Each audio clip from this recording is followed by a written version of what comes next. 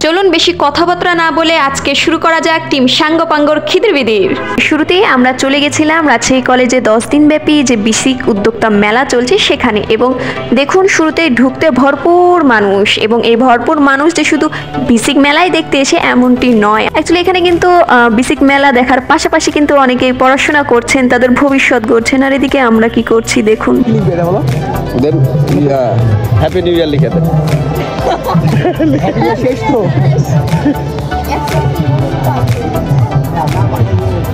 আমরা তো এখানে দুষ্টুমি করতে এসেছি, দুষ্টুমি ভরা সময় উপভোগ করাতে এসেছি আপনাদের।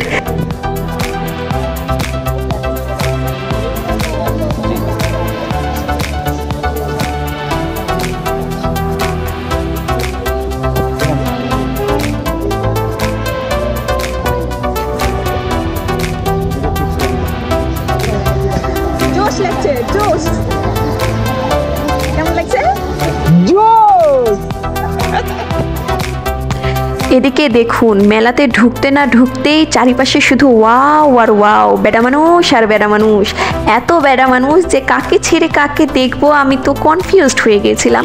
তারপরও নিতান্তই যেহেতু আমরা ভালো মানুষ এখানে, বেসিক্যালি সেহেতু আমি কোনো বেড়া মানুষ দেখিনি। তবে আমাদের সাথে যে সাঙ্গপাঙ্গ টিমটি রয়েছিল তারা আসলে কি দেখছিল বলতে পারবো না।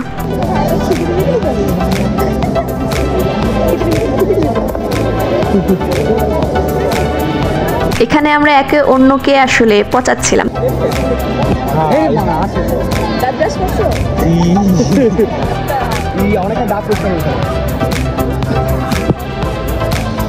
খিদির বিদির বাদ দিয়ে আমরা এখানে চলে এসেছিলাম আমাদের সাহসিকতার পরিচয় দিতে।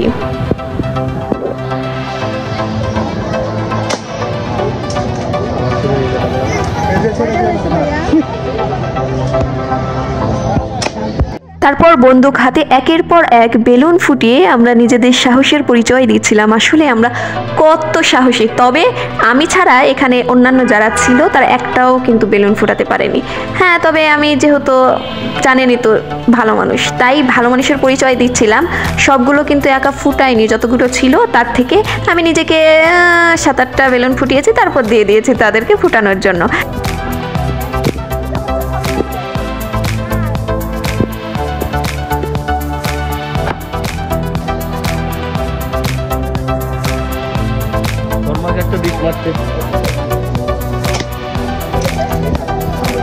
এখানে আমি শেষে, এবার এসছে তন্ময় দাদা। তবে তন্ময় দাদাকে আপনারা নিশ্চয়ই দেখে বুঝতে পারছেন যে সে কি পাট্টাই নিচ্ছে, একবার তার দিকে দেখেন।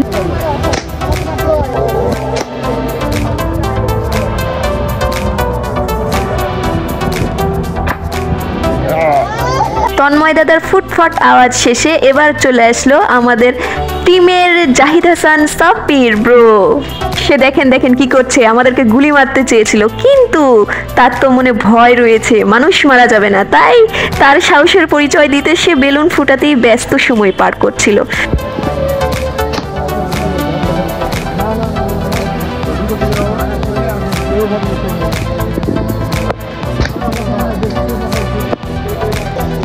যাই হোক, এখান থেকে আমাদের আরেকটা ব্রো ছিল আমাদের সাথে, সে বেলুন ফুটাচ্ছিল, এবং তার বেলুন ফুটানো শেষে আমরা চলে গেছিলাম মেলায় একটু ঘুরুফিরে করতে।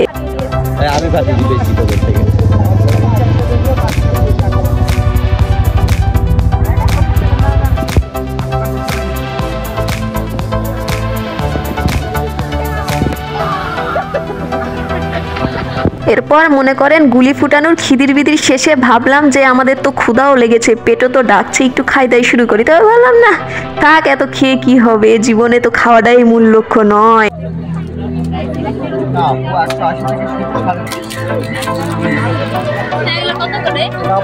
আমাদের পলিতে রাখার জন্য তাও বেঁচে আছে, না হলে ধুলায় অবস্থা খারাপ হয়ে যাবে।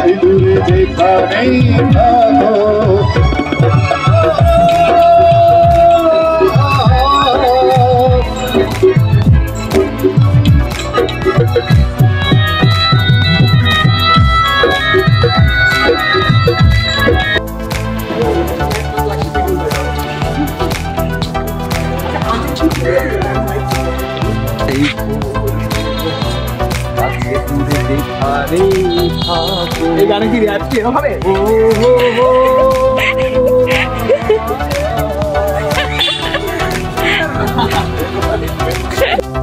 ছেঁকা খাওয়া গান দিলে অনেক কষ্ট, তো এই জন্য ছেঁকা খাওয়া গান শুনি। যেমন বন্ধু আমার রাতের আকাশ, ওই ঘরে তো আমার বসবাস। মারহাবা। সবাই একটা পোজ দিতে হবে। সবাই পোজ দিতে একটা।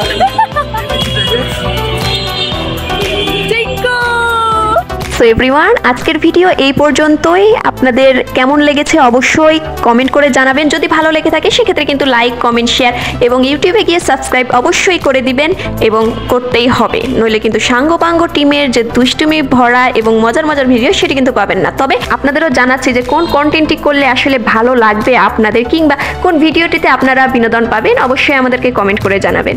সকলকে ধন্যবাদ।